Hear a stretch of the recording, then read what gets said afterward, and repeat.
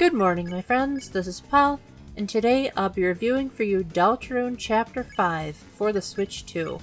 At first glance, this seems like just another chapter in the Deltarune saga, except this time everything is themed around flowers. Although it takes a very, very long time to get going. Thankfully, there are little tricks to slightly speed up the stuff before you get into the Dark World, but it was exceedingly boring, especially because I do not like shipping and romance in games, and there is a very long and drawn-out romantic scene at the beginning that, I wish I could have fast-forwarded. But regardless, once you actually get into the Dark World, the game almost never stops being insanely fun, albeit really, really hard.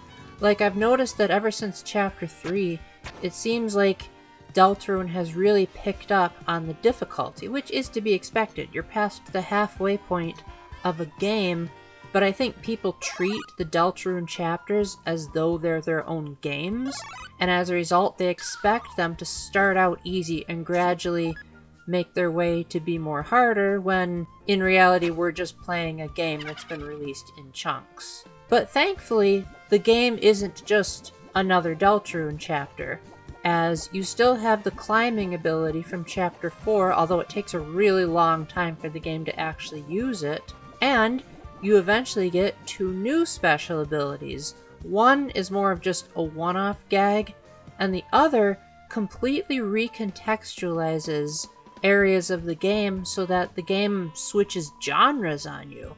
And this was honestly such a welcome change, because I really didn't think Toby had it in him, although, to be fair, he did have a lot of really cool mini-games at the end of Chapter 3, but I thought that those were one-offs.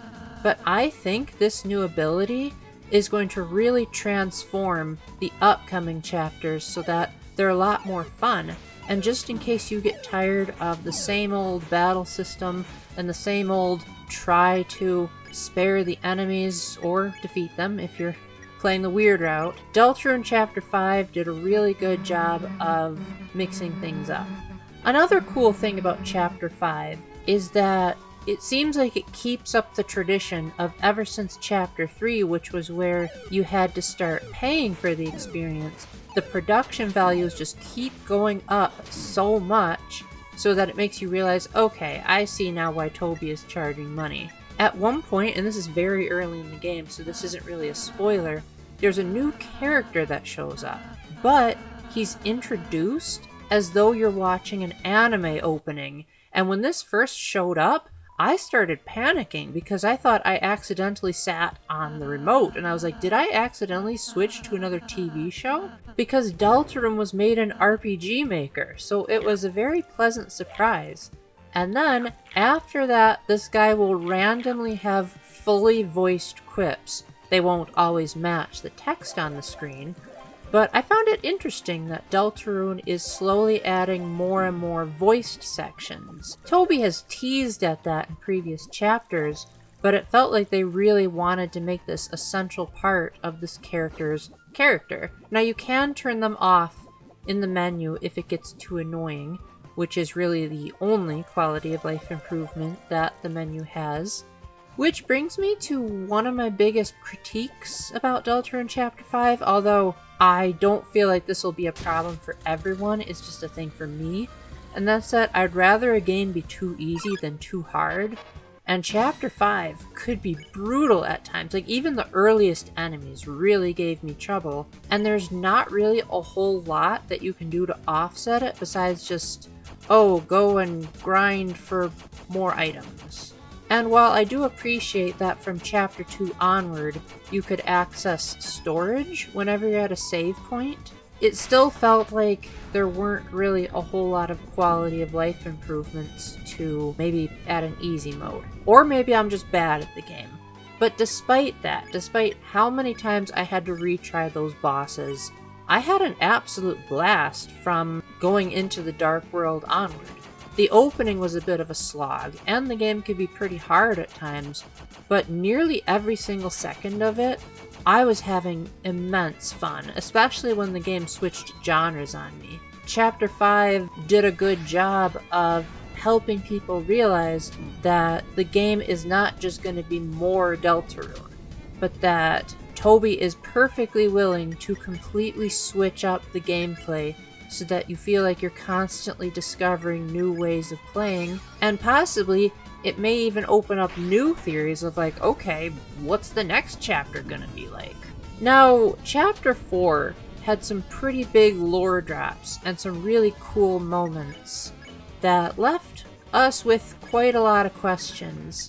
Unfortunately, Chapter 5 doesn't really answer a lot of them, but I feel like this was meant to be sort of a calm before the storm chapter, as there's not really a whole lot of serious moments in this chapter. It's really more so of, let's just have some more fun before things start getting dark and calamitous, for lack of a better word. Because this is closing in on the finale of Deltarune, and maybe Toby realizes that things are going to get dark, so he's like, alright guys, let's give you just a little bit of reprieve after how sad Chapter 4 was. Now, because I played this on the Switch 2, I thought to myself that that would give me the superior experience. And while I don't think the game fundamentally has too many differences if you were to play it on the Switch 1, I did notice that there were quite a few moments in this chapter where the game had pretty severe slowdown. Like, the final battle was nearly unbeatable as a result of some pretty bad frame drops, which is weird to say in a Toby Fox game, because Undertale had quite a lot more involved patterns, especially if you get to the you-know-what battle. It makes me sad that players on Switch 1 might have an even worse time playing.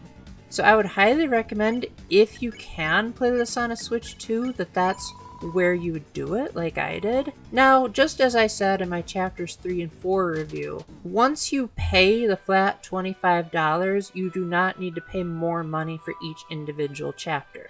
So if you paid $25 for Chapters 3 and 4 when they came out, Chapter 5 will be a free update. You also have a buy one, get one free type of deal, where if you buy the Switch 2 version, you get the Switch 1 version for free, and vice versa. Although, unlike Chapter 4, there really aren't any special moments that are radically transformed by the Switch 2, at least as far as I'm aware.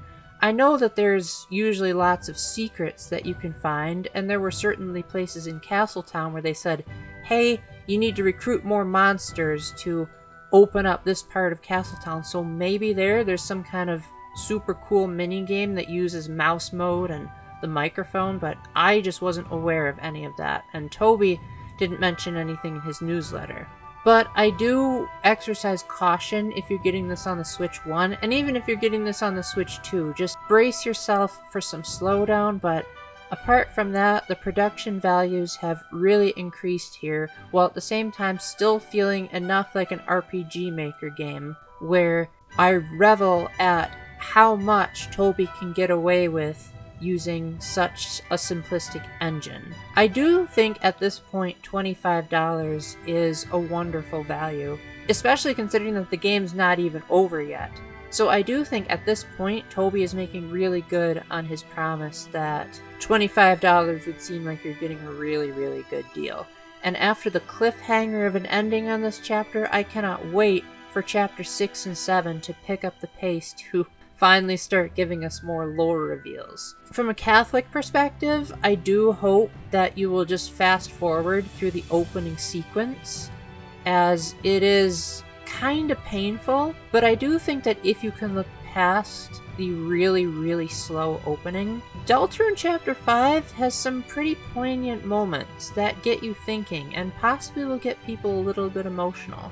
And it gives me hope for how Toby will end the series, as it does seem like there's a big emphasis on the power of friendship and this idea of cooperation and having hope, which, of course, the Catholic Church talks about faith, hope, and love as being some of the 3 greatest virtues we can have. So get it on Switch 2 if you can, but if you're on Switch 1, just brace yourself.